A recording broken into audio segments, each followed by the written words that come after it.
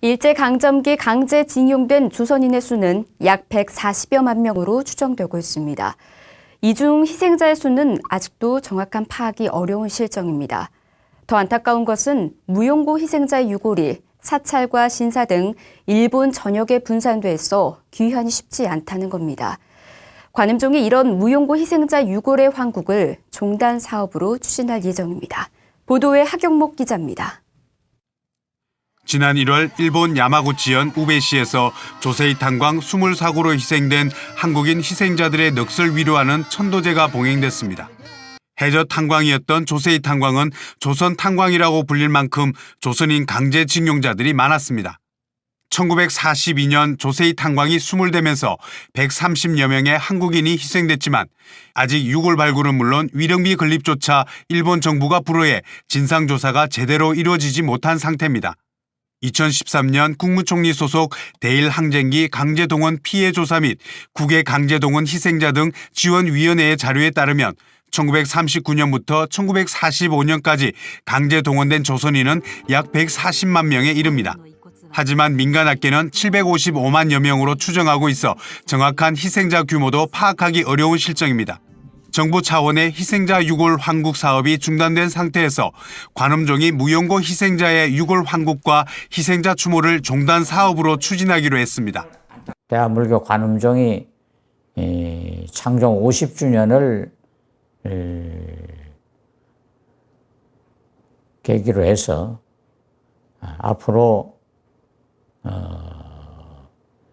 일본의 산재에 있는 그 유골을 고국 땅으로 모셔오는 일을 우리가 나서서 해야 되겠다. 라고 이제 종단적인 하나의 입지를 가지고선 한일불교문화교류협의회는 지난 1997년 제2차 세계대전 희생연골 봉안위원회를 구성해 일본 도쿄의 우천사 등에 봉안된 한국 희생자의 유골을 한국으로 가져오기 위한 사업을 추진했습니다. 이어 노무현 정부 당시 과거사 진상규명위원회가 주도적으로 추진했지만 실효를 거두지 못하면서 지금까지 20여년의 시간을 성과 없이 보냈습니다. 하지만 관음종은 인도적 차원의 무용고 희생자의 유골 환국에 희망을 걸고 있습니다. 국가가 이건 당연히 해야 될 일인데 적극적으로 나서지 않고 그냥 방치해 두는 거예요. 과연 어떻게 햇빛을 볼 수 있을지는 모르겠으나 그동안 20년 가깝게 거기에 마음을 두고 있었던 바가 그대로 끝나기에는 조금 역사 청산하는 입장도 되고 우리 불교가 인도적인 측면에서 이런 부분을 방치하고 그냥 모른 척하고 넘어갈 수는 없지 않느냐. 관음종은 지난 2일 조세이 탄광 희생자 유족회와 회의를 갖고 내년 2월 희생자 위령제를 시작으로 정기적인 추모 사업과 함께 조만간 일본을 방문해 유골 환국을 위한 실태 조사에 들어갈 예정입니다.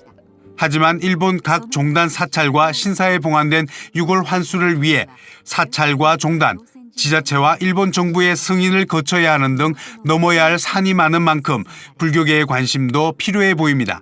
어느 종단에 소속돼 있는 유골이라 하더라도 그 종단에 소위